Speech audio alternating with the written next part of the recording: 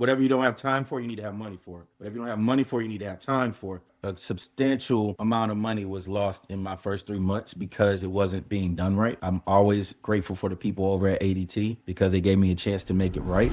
Welcome to Built for Profit podcast, where entrepreneurs share real stories and strategies that actually work.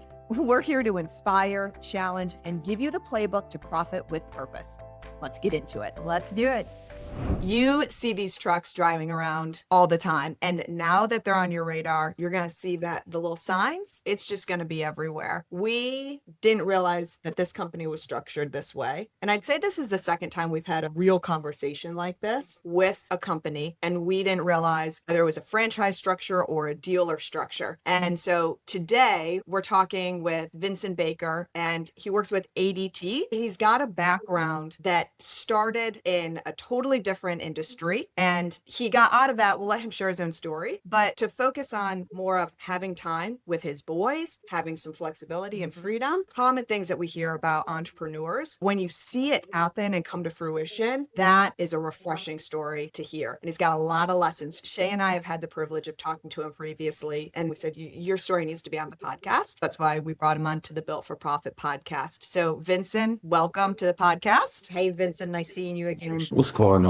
How y'all doing? Thank you for having me. One of the things that Shay and I found so interesting the first time we talked was when you talked about what you did previously. You know, you had a successful career and something that you did enjoy, but then made this jump to entrepreneurship. So start off by telling us, what did that look like for you and what really drove you to make that change? So I was a firefighter for the city of Atlanta. Great job. I really enjoyed it. Grew me up as a person. I was doing that, but I was also doing real estate development. So while I was working at the fire station, my dream was always to be an investor, to have residual income. I never thought I would get into the active entrepreneurship. And I tell people all the time, there's a difference between an investor and an entrepreneur. I learned that over the years. So I was living in Italy with my ex-wife, and I knew that I needed to be able to see my children. I have 2 boys, and, we have a great relationship, but I needed to have a great relationship with my children as well and be able to see them and raise them. So I knew being a firefighter wasn't going to work.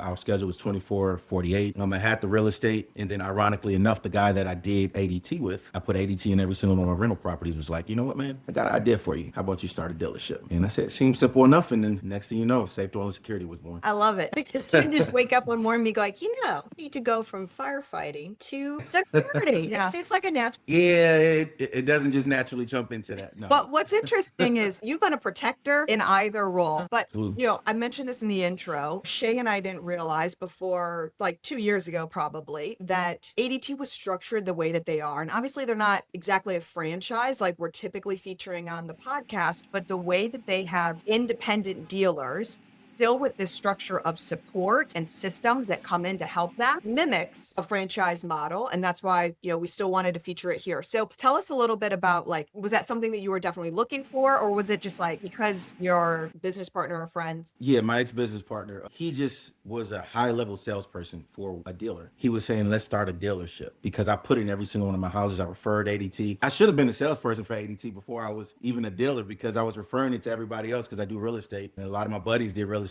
So I was like, put an alarm system in there, because one of my Airbnbs got robbed and I was really upset. It wasn't worth taking the deductible because they took all my flat screen TVs. So it came around $5,000. My deductible was $2,500. So from that point forward, I learned my lesson to put on an alarm system in there. And so that's how I got into it, because it was a lateral move in a sense. Like you said, with the fire department, I've seen also where smoke alarms do save lives. And they can be aggravating to the firefighter, because it's like o'clock in the morning, and it's a false alarm, or somebody was just cooking French fries and they had the oil too high, right? So in all of my alarm systems, I give away a free smoke detector because of that, because I know for a fact it's going to save lives. Not to make it dark, but having an alarm system that alerts you before the smoke reaches your nostrils, before it reaches a room, or saves your pets because you're gone, is so important. So it was a lateral move. And when my partner and I was talking about it, we put all that together and we came up with our business plan, and we started from there. I can hear your passion in your heart. I mean, you really believe in what you're doing. You're protecting. Thought about animals being alone in the house. It makes a big difference. So big difference, being a firefighter.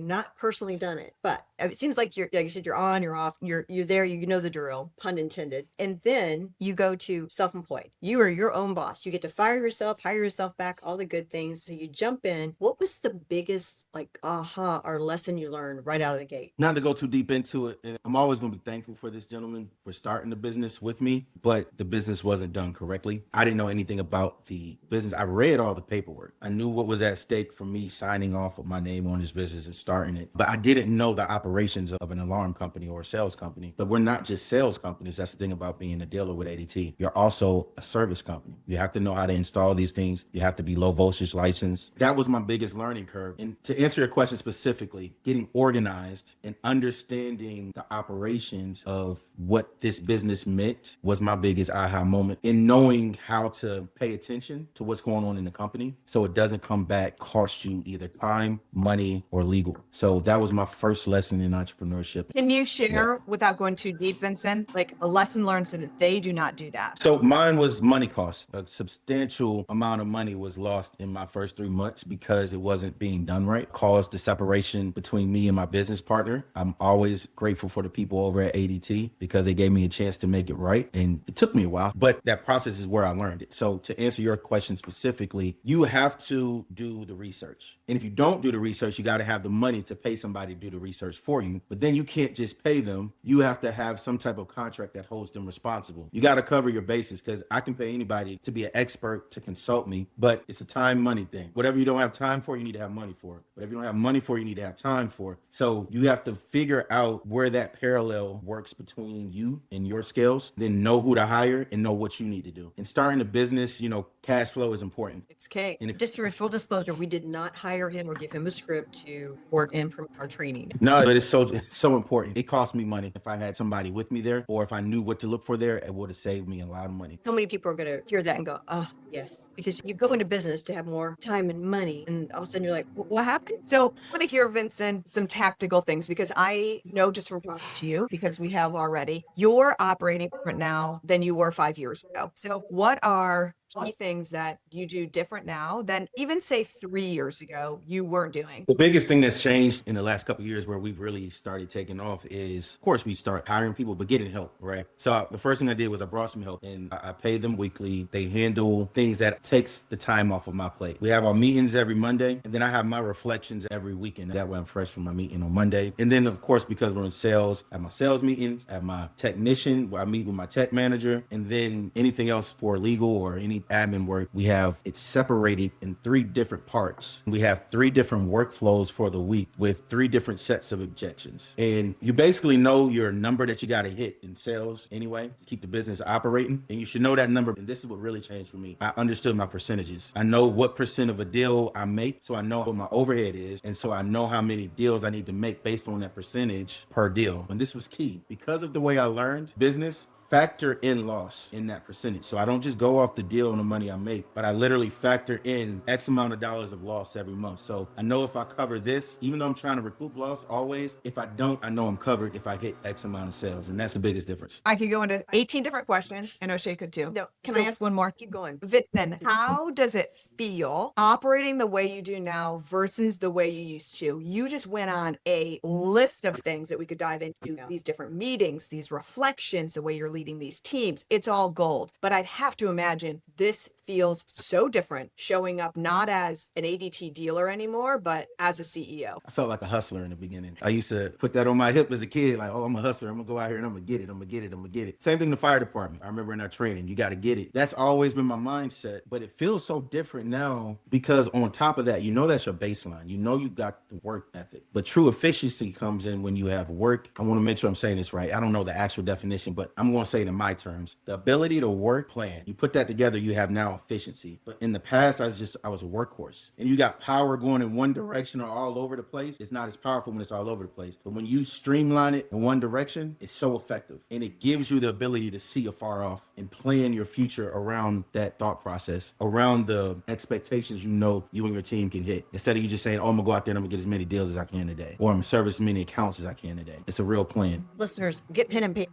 write this stuff down, because I think when you first start getting business, it's just like grinding, right? The harder I work, I'm gonna keep working, it's gonna work out. And that's not a good plan, because you may be working really, really hard, and I believe that entrepreneurs do, but not maybe focusing on, like you said, the things that bring you the most revenue, or doing something that's very reactionary. You sound like a calm, intentional implementation person as opposed to whack-a-mole. That's so fun. Yeah, learn that the hard way. My mom always told me, if you fail to plan, you plan to fail. Quote from Vinson Baker herself. You're doing great, Vincent. You're our poster child. You're saying all the things that you're collapsing a curveball. You sharing your story is helping other people not make that costly 3-month mistake. And that's really what it's all about. It's kind of like you ever told your kid, like, hey, don't do this and that. And sometimes you just have to go learn it the hard way. Yeah, frustrating to watch happen. So we want, like, lean in, listen to the wisdom from Vincent. And, and Vincent, we absolutely can hear your why and your passion. You protect people. I mean, that just comes across hands down. And you found a great way to do it and have such a wonderful impact. I mean, I'm thinking of dogs and families and all the things you talked about. So I'm at a hallmark moment here. Thank you so much for sharing your stories. And thank you for the service you did as a fireman and the service you're doing now in the communities and protecting families. Always enjoy talking to you, but I have even learned more today, and so much good stuff you shared. Yeah, it's going to be very Awesome. impactful. Thanks for sharing, Vincent. It's always great to see you too. Yeah.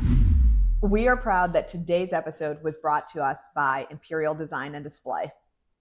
Elizabeth, when you walk into a retail store and you see all the products, the merchandise, the racks, all that good stuff. Yes, everything that distracts. There you go. That's what Imperial Design and Display does. They're a U.S. manufacturing company, which big for me, all right, made in the USA. They do everything from design, installation to program management. They get it done. Yeah, and the caliber of brands that they work with is very impressive. Not trying to be a name dropper. Drop some names. Here we go. We're talking GameStop, Williams-Sonoma, Best Buy, Home Depot, Caribou Coffee, and some high caliber brands. Right. And not only do they make it look good, it's functional and they're cost conscious. Which we love. So we are proud to have them as one of our sponsors for the Built for Profit podcast. That is Imperial Design and Display. And Elizabeth, I have to give a little shout out. I love a good tagline. They have a good tagline. Let's move at the speed of retail together. So imperialdesigndisplay.com, and click on the link to get more information about Imperial Design Display. We'll see you in the next episode.